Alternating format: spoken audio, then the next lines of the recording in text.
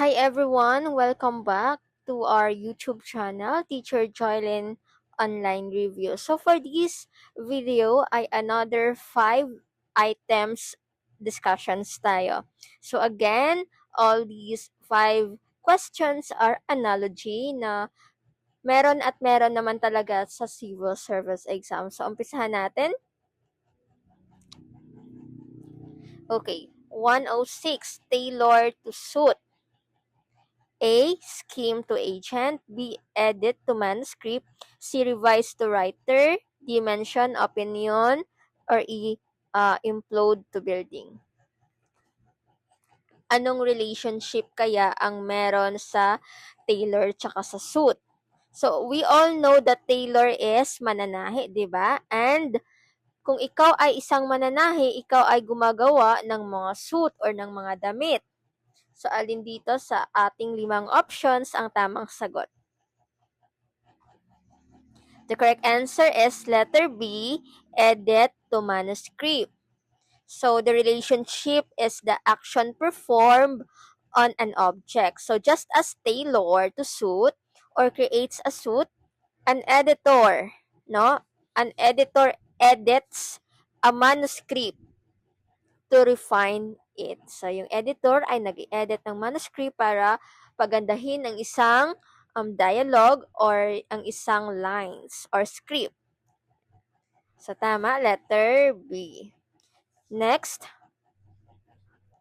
107, conductor to orchestra. Letter A, junkie to mount. B, thrasher to hay. C, driver to tractor. D, skipper to crew. E, painter to house. Okay. Anong relationship? Conductor to orchestra.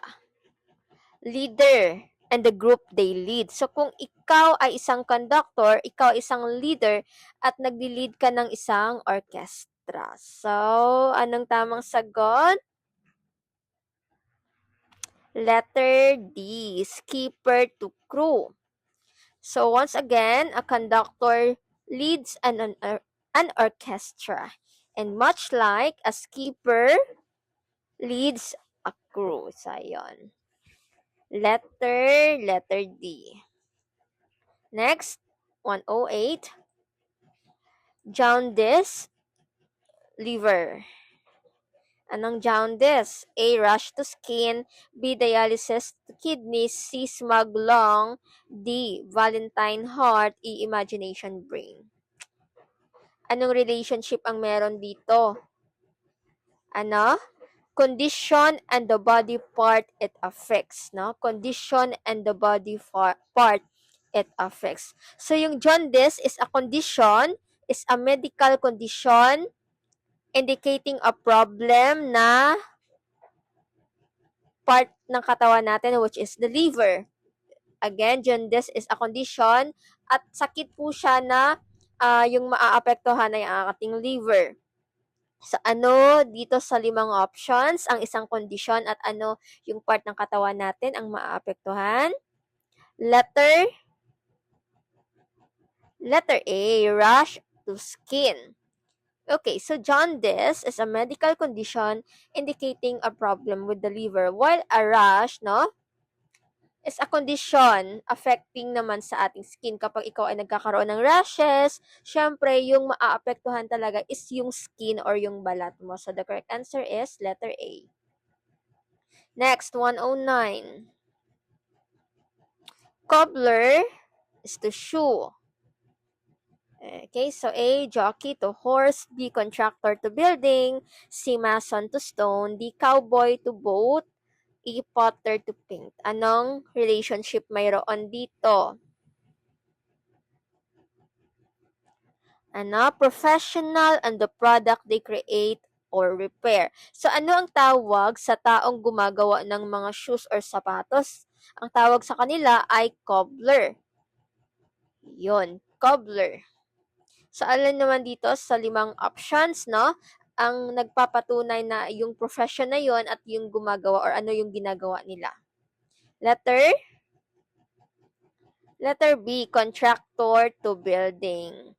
So, a cobbler makes a repair shoes just as contractor, builds and repairs the nung binibuild at nire-repair nila building syempre. So, letter B.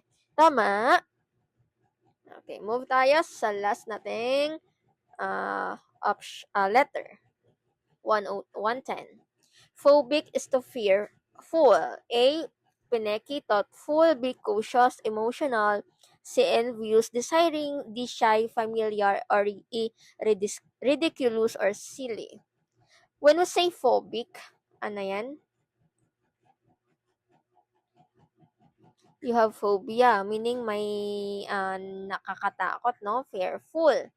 So, you know what, guys? Ang phobic na term at yung fearful na term ay synonyms or pareho yung kanilang degree of intensity. Meaning synonym, magkapareho yung meaning, iisa lang yung ibig sabihin. No? Phobic is an extreme form of being fearful.